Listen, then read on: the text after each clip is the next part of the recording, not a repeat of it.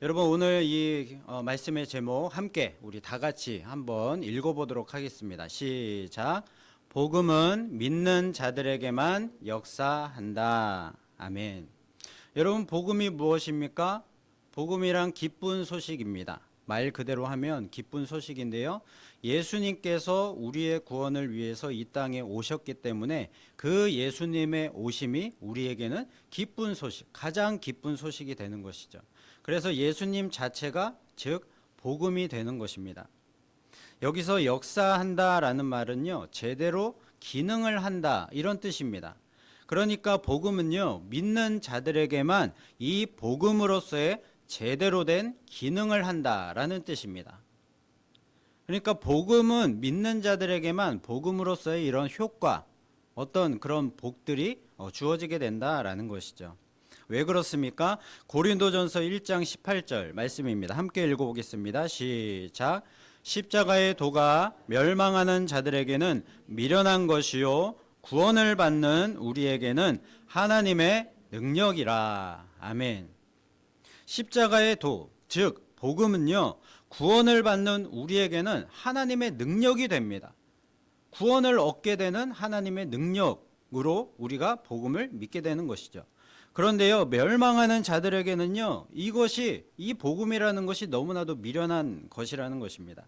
복음을 믿지 않는 자들이 보기에는요, 이 복음이라는 것은 말도 안 되는 것이고요, 세상 미련한 것처럼 보이는 것이죠.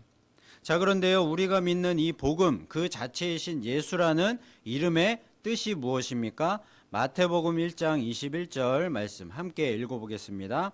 아들을 낳으리니 이름을 예수라 하라. 이는 그가 자기 백성을 그들의 죄에서 구원할 자이심이라 하니라. 아멘. 여러분, 예수라는 이름의 그 뜻이요, 자기 백성을 그들의 죄로부터 구원할 자다, 이런 뜻입니다. 그러니까요, 예수님은요, 다른 백성 혹은 어떤 모든 백성 혹은 남의 백성, 그런 백성들을 구원하시려고 오신 것이 아니고요, 오직 자기 백성만을 구원하시기 위해서 이 땅에 오신 분이다라는 것입니다. 여기서 자기 백성이 어떤 사람들입니까? 복음이신 예수 그리스도를 믿고 하나님의 백성이 된 그 사람들을 얘기합니다. 예수의 백성이 된 그 사람들을 얘기합니다. 그러니까 복음을 믿지 않으면 하나님 이 자기 백성 예수님의 백성이 될 수 없다는 뜻이죠. 예수님은요, 이 땅에서 복음을 믿는 그 사람들만을 구원하러 오신 것입니다. 자, 그래서요, 복음은 믿는 자들에게만 역사하는 것이죠. 오늘 누가복음 1장을 보면요, 하나님이 선택을 하셔서요, 은혜를 주시는 두 가정이 나옵니다. 하나는 사가랴와 엘리사벳 가정이고요, 또 하나는 요셉과 마리아 가정입니다. 자, 하나님께서 왜 이 두 가정을 선택을 하셔서 특별한 은혜를 베풀어 주신 것일까요? 솔직히 하나님의 이 선택의 이유에 대해서는요, 우리는 정확히 알 수가 없습니다. 하지만 이런 결과들을, 성경에 나온 결과들을 가지고 우리가 유추를 해볼 수가 있는데요, 그것을 유추를 해본다면 이런 것이 하나님의 최선의 선택이었기 때문이라는 것입니다. 우리는 이해할 수도 없고 인정할 수도 없을지라도요, 그것이 하나님의 선택이었기 때문에 우리는 최선이었다, 그것이 최선이었다라고 믿을 수 있는 것입니다. 자, 그러므로 하나님의 선택을 우리가 제한하지 말아야 합니다. 우리가 하나님을 신뢰한다면요, 하나님의 그 모든 선택을요 받아들일 수가 있고요, 그러면 하나님은요 우리를 사용하실 수 있는 것입니다. 그러므로 하나님의 선택의 그 타당성에 대해서 그것이 중요한 것이 아니고요, 그것을 따지면서 그것에 대해서 판단하는 것이 중요한 것이 아니고요, 내가 얼마나 하나님을 신뢰하고 있는가, 그것이 중요한 것입니다. 자, 그래서 하나님을 신뢰한다면요, 그분의 말씀에 어떤 타당성에 상관이 없이 그분의 말씀을 믿고 우리가 온전히 따를 수가 있고요. 자, 그러면 하나님이 약속하신 온전한 구원과 그 축복이 우리의 현실의 삶 가운데 이루어지게 될 것입니다. 이것이 바로 복음을 믿는 자들이 누리게 되는 하나님의 복입니다. 자, 다시 본문으로 돌아와서요. 이 사가랴 가정을 보면요. 사가랴는 제사장이었습니다. 자, 그런데요. 이 사가랴와 엘리사벳 모두 이미 나이가 많아서요. 늙어서 더 이상 아이를 가질 수 없는 그런 상태였습니다. 자, 그런데 사가랴는요. 자신의 가정에 아들 주시기를 기도를 하고 있었습니다. 자, 마침내 그 기도가 응답이 되었습니다. 천사가 와서요, 내 아내 엘리사벳이 아들을 낳으리니 그 이름을 요한이라 하라, 이렇게 말을 했습니다. 사가랴의 기도가 응답이 된 것입니다. 자, 그런데 사가랴의 반응은 어땠습니까? 1장 18절 말씀 함께 읽어보겠습니다. 시작. 사가랴가 천사에게 이르되 내가 이것을 어떻게 알리요? 내가 늙고 아내도 나이가 많으니이다. 자, 여기서 이것을 어떻게 알리요? 자, 이게 무슨 뜻인가 하면요.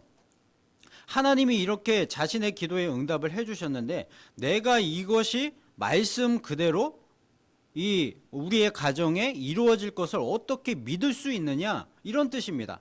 자, 그러니까 징표를 보여달라. 내가 믿을 수 있는 징표를 보여달라라고 요구를 하는 말입니다.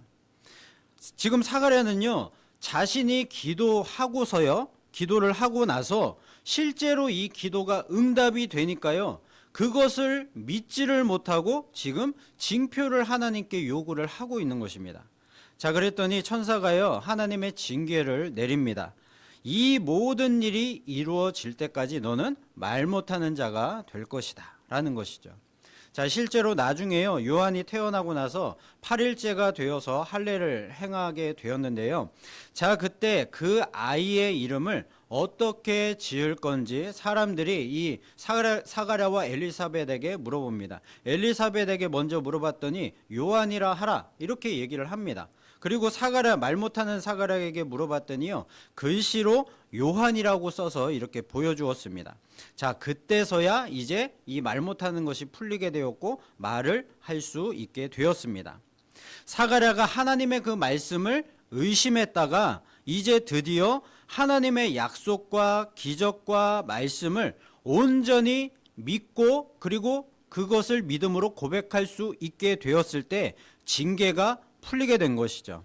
사가랴의 의심하는 그 믿음이요, 하나님의 징계하심을 통하여서, 그 과정을 통하여서 완전한 믿음으로 변화가 된 것입니다.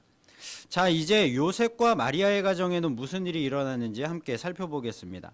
엘리사벳이 요한을 임신한 지 6개월이 되었을 때였습니다. 가브리엘 천사가 요셉과 약혼한 처녀 마리아에게 나타났습니다. 여기서 약혼을 했다는 것은요, 결혼하기로 약속을 했다는 뜻입니다.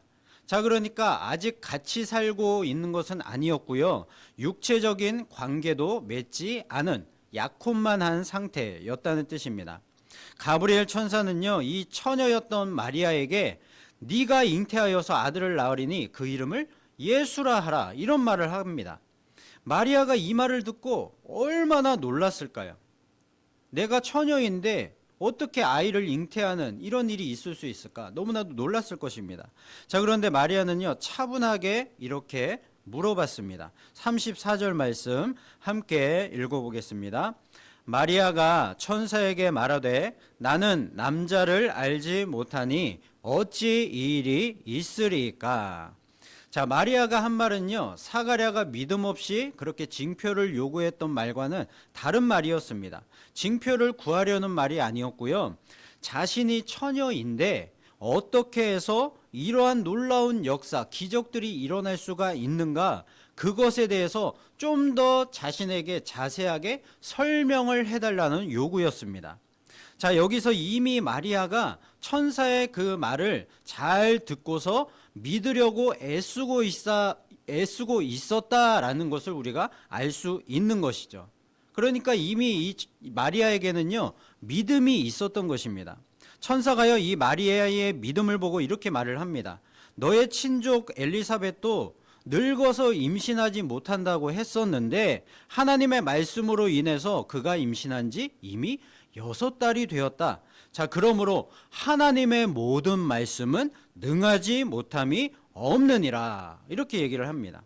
하나님이 말씀을 하셨으니까 다 그대로 믿으면 그대로 이루어진다라고 얘기를 한 것입니다. 천사의 말을 듣고서 마리아는 이렇게 고백을 했습니다. 38절 말씀 함께 읽어보겠습니다. 시작. 마리아가 이르되 주의 여종이오니 말씀대로 내게 이루어지이다 하매 천사가 떠나 가니라. 아멘. 저와 여러분의 삶에도 이러한 고백이 날마다 이루어졌으면 좋겠습니다. 하나님의 그 말씀이 임했을 때요, 하나님의 말씀대로 나의 삶 가운데 이루어지기를 원합니다, 믿습니다 라는 이 고백을 할 수 있기를 간절히 소원합니다. 그리할 때요, 하나님의 그 말씀대로 우리의 삶 가운데 모든 은혜와 그 복들이 이루어지게 되는 것이죠. 마리아는요, 하나님의 그 말씀에 대하여서 놀라운 믿음으로 반응을 했고요, 이와 같은 믿음의 고백으로 그 믿음을 드러내었던 것입니다. 사실 사가랴보다 마리아가 어떤 환경과 여건은요, 훨씬 더 믿기 힘든 상황이었습니다. 사가랴는요, 이미 아들을 구하면서 기도를 하고 있는 상황이었고요. 자, 그리고 아내와 자신은 이미 늙어서 임신을 할 수 없는, 아이를 가질 수 없는 상황이긴 했지만요, 역사적으로 본다면요, 이런 경우가 있었습니다. 아브라함의 아내 사라가 이 아들 이삭을요, 그의 나이 90세가 되었을 때 도저히 인간적인 그런 어떤 능력으로는 아이를 얻을 수 없는 그런 상황에서 이삭이라는 그 아들을 얻었던 이런 역사적으로 그런 증거들이 예가 있었기 때문에요. 자, 그리고 엘리사벳이 임신한다는 것은요, 모두에게 축복이었습니다. 이 가정뿐만이 아니라 주변의 모든 사람들에게까지도 이 임신했다는 사실은 축복이 되었다는 것이죠. 자, 그러므로 마리아에 비하면요, 이 사가랴와 엘리사벳 가정에서는 이 임신했다는 사실에 대해서 너무나도 잘 받아들일 수가 있었다라는 것입니다. 자, 그러나 마리아는 달랐습니다. 마리아는 처녀였고요, 그리고 역사적으로 처녀가 임신했다라는 것은 그런 말은 들어본 적이 없었습니다. 게다가 임신한 사실이 알려지게 되면요, 요셉과는 파혼을 해야 되고요, 그리고 마리아는 미혼모로서 힘들게 살면서 사회적으로는 부정하고 불량한 여인으로 낙인이 찍혀서 평생을 고통받으며 살아야 될 것이 뻔한 상황이었습니다. 자, 그럼에도 불구하고 마리아는요, 하나님의 그 말씀이었기 때문에, 하나님이 천사를 통해서 자신에게 그 말씀을 주신 것이기 때문에 그 말씀대로 이루어질 것을 믿었고 믿음으로 고백을 했던 것입니다. 여러분, 사가랴와 이 마리아의 하나님의 말씀에 대한 반응을 잘 보시기를 바랍니다. 사가랴는요, 자신이 기도한 것도 처음에 믿지 못하고요, 의심을 했다가 징계를 받았고 결국 나중에는 믿음으로 모든 것을 받아들이게 되었습니다.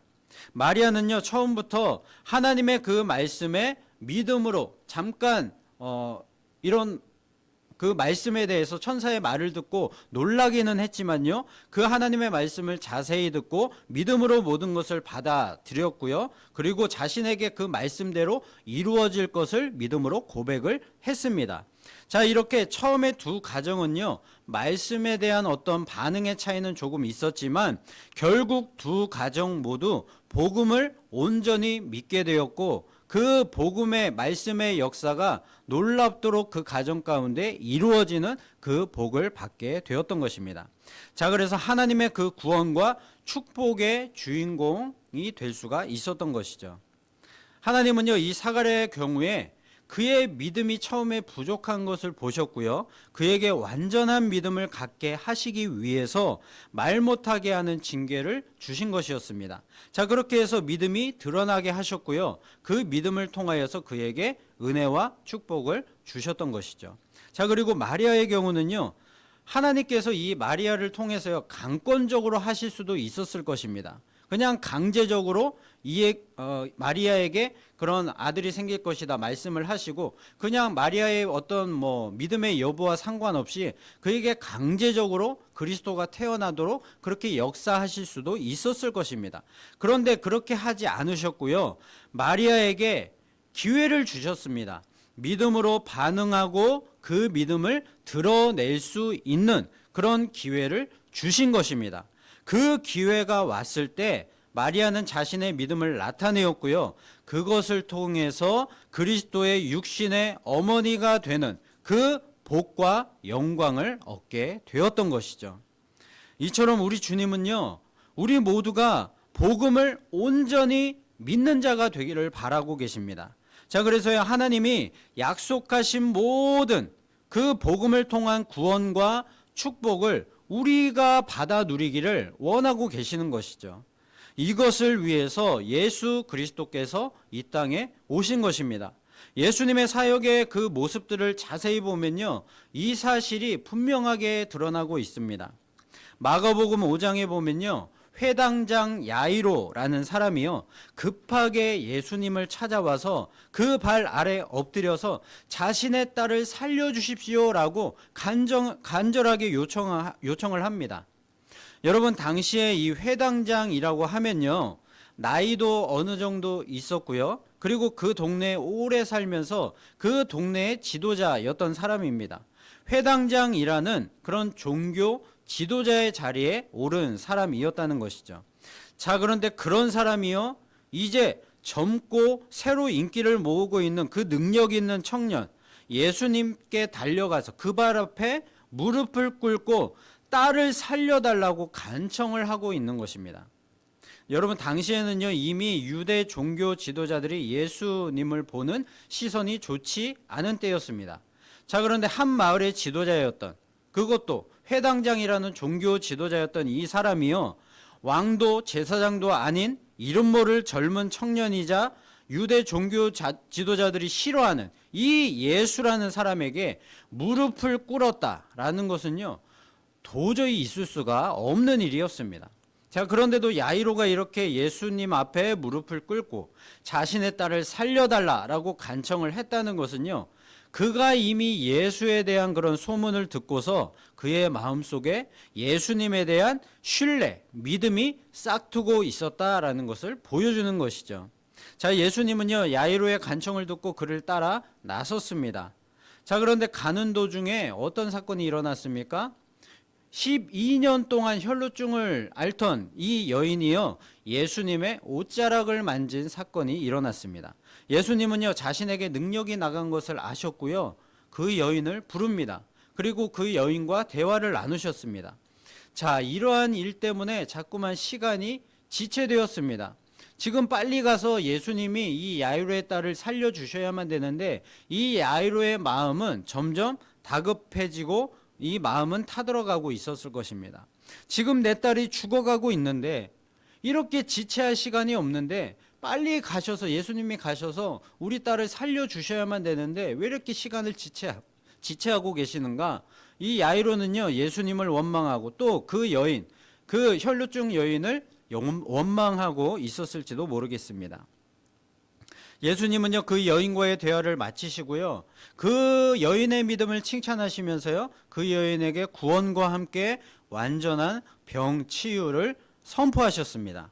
자, 그리고 나서 야이로의 집으로 이동을 하려는데 그때 사람이 와서요, 야이로의 딸이 죽었습니다라는 그런 소식을 전해왔습니다. 자, 그러자 사람들은요, 야이로에게 더 이상 예수님을 귀찮게 하지 말라, 너의 딸이 죽었으니 이제 소용이 없다라고 말을 했습니다.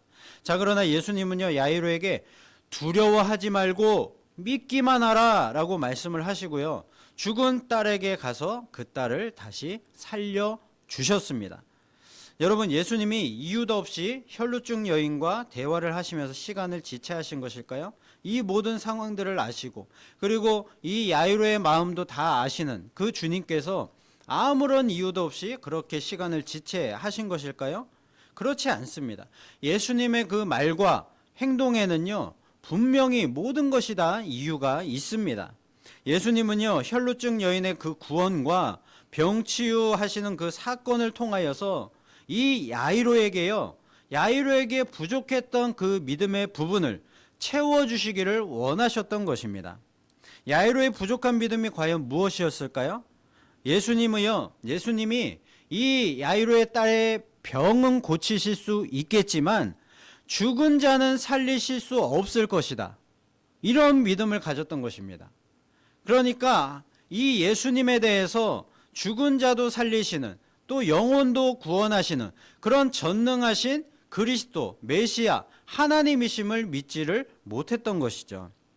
혈루증 여인이 예수님의 옷자락만 만져도 나을 수 있겠다라는 믿음을 갖고요, 예수님의 옷자락을 만졌을 때 병 치유와 함께, 그리고 그의 영혼도 구원을 받는 그 놀라운 그 역사적인 사건, 그 현장을 야이로가 보면서요, 아, 이러한 믿음만 가지면 되는구나, 예수님을 그리스도로 믿는 것이 나의 모든 인생의 그 모든 문제들이 해결되는 정답이구나 라는 그 사실을 깨닫고 그 온전한 믿음을 갖기를 예수님은 바라셨던 것입니다.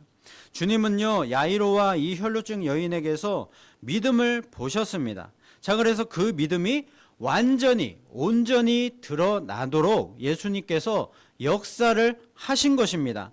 자, 그래야 온전한 구원과 축복을 그들이 받을 수 있기 때문인 것이죠. 여러분, 우리는 복음을 믿는 사람들입니다. 이 복음이 구원을 받는 우리에게는요, 하나님의 능력이 됨을 우리는 믿습니다. 자, 그러나 이 믿음을요, 드러내지 않으면 복음이 우리 삶에 역사하지 않습니다. 복음으로서의 그 기능을 하지 못한다는 뜻이죠. 한마디로 복음을 믿고 그 믿음을 우리가 삶 속에서 세상 가운데 드러내지 않으면요, 복음이 우리의 삶에 구원과 축복을 줄 수가 없다는 뜻입니다. 하나님께서 믿음을 드러나게 하시는 방법은 두 가지로 오늘 말씀에 나타납니다. 첫째는 수동적인 믿음입니다. 사가랴와 마리아의 경우처럼요, 하나님이 직접 찾아오셔서 말씀을 해주시고 기적을 베풀어 주시고 약속을 주시는 것입니다. 하나님의 말씀을 듣고 믿음으로 반응할 수 있는 기회를 주시는 것이죠. 자, 이러한 경우는요, 하나님이 언제 우리에게 찾아오셔서 말씀하실지 모르기 때문에 항상 믿음을 준비하는 것이 중요한 것입니다. 마태복음 25장을 보면요, 열처녀 비유가 나오는데요.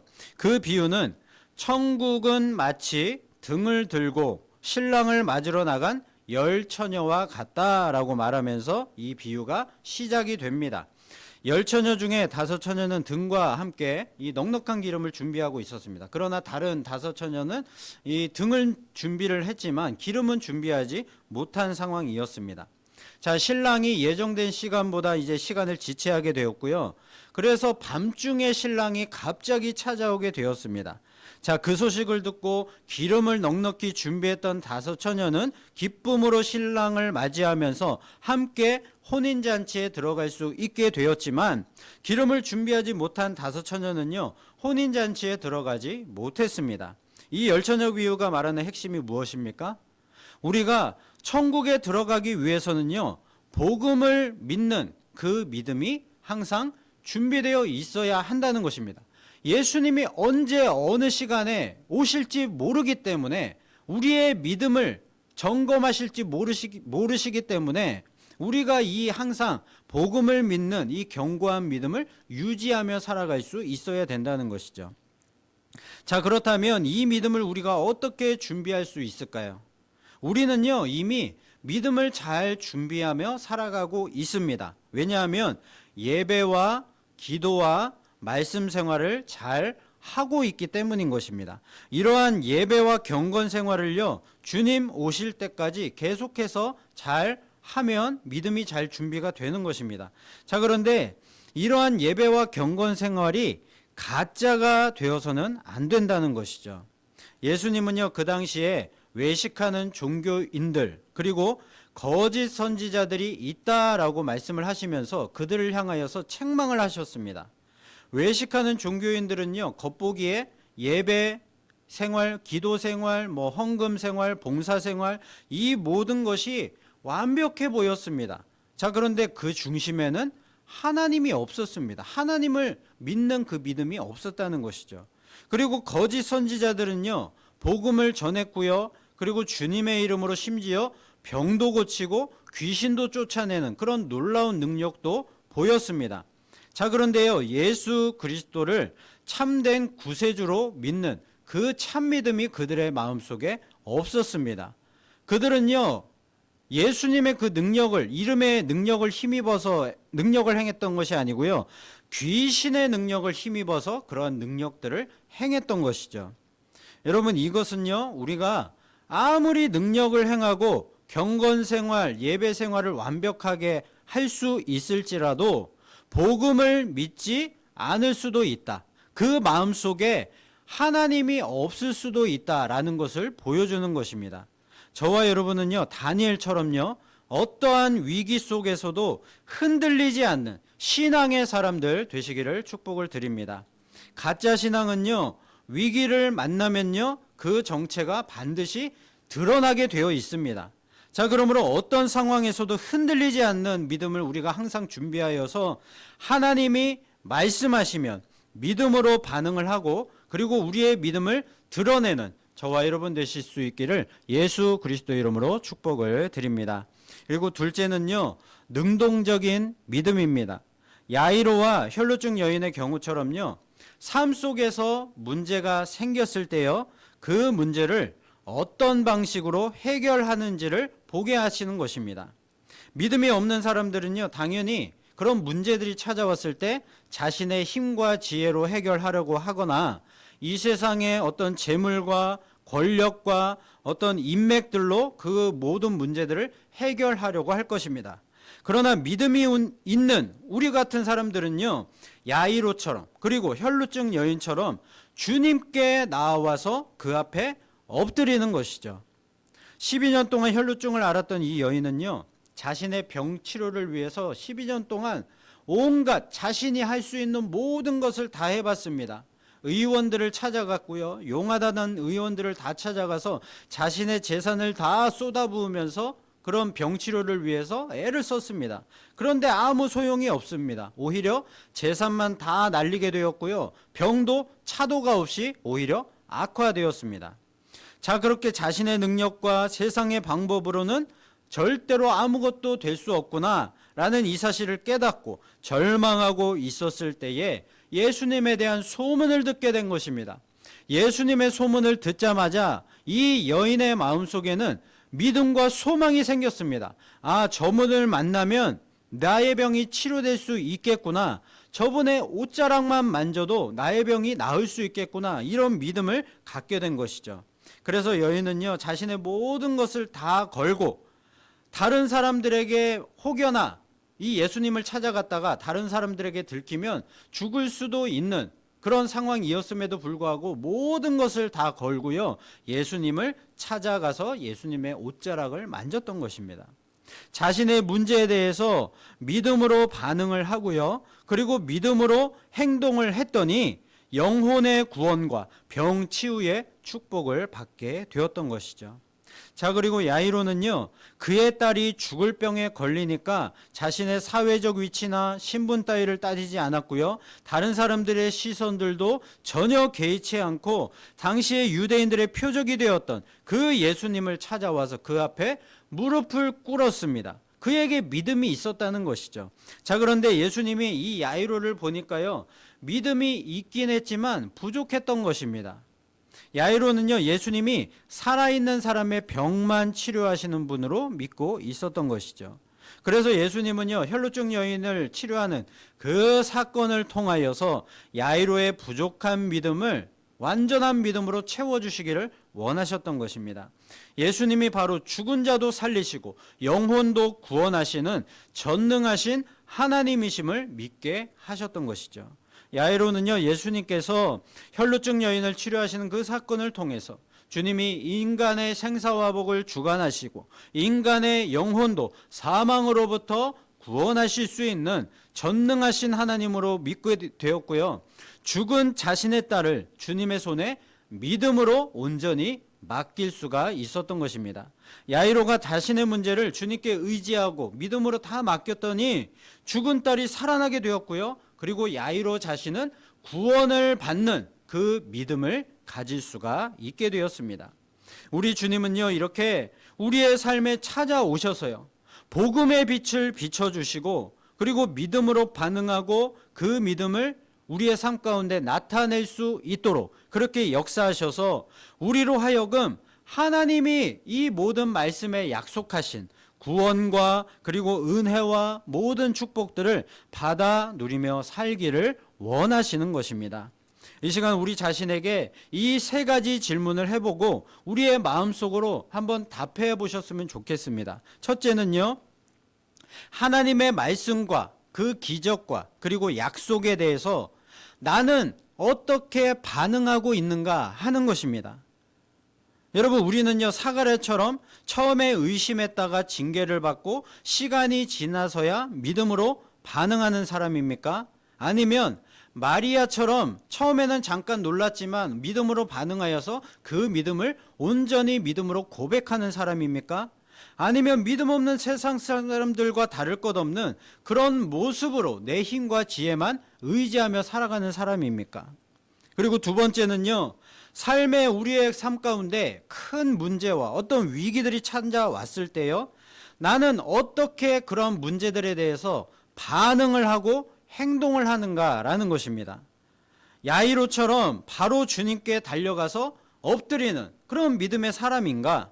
아니면 혈루증 여인처럼요, 내가 할 수 있는 모든 것을 다 내 능력과 지혜로 세상의 모든 것들로 다 해본 다음에야 깨닫고 그제서야 주님을 찾고 있는 사람인가? 아니면 믿음 없는 세상 사람들처럼 내 힘과 세상만 의지하면서 그렇게 모든 인생의 문제들을 해결하려고 하는 그런 사람들인가 하는 것입니다. 잠언 3장 5절에 보면요, 내 마음을 다하여 여호와를 신뢰하고 내 명철을 의지하지 말라라고 말을 했습니다. 내 명철을 의지하면요, 아무것도 해결될 것이 없다는 것이죠. 오직 하나님만 신뢰하고 하나님만 경외하고 믿고 따르는 것이 우리들에게 참된 능력이요 문제 해결의 답이 된다는 뜻입니다. 그리고 세 번째 질문은요, 나는 하나님을 얼마만큼 그리고 어디까지 신뢰하고 있는가 하는 것입니다. 마리아와 혈루증 그 여인처럼요, 모든 것을 다 믿고 맡길 수 있는 그런 사람인가? 아니면 사가랴와 야이로처럼 믿음은 있지만 아직은 부족해서 채울 것이 남아있는, 더 채워야 할 그 믿음이 남아있는 그런 사람인가? 부족한 믿음을 가진 사람인가? 아니면 믿음 없는 세상 사람들처럼 또는 외식하는 종교인과 거짓 선지자들처럼요, 내 힘과 내 지혜만을 그렇게 신뢰하며 살아가고 있는 사람인가 하는 것입니다. 자, 여러분, 중요한 것은요, 이제 지금부터입니다.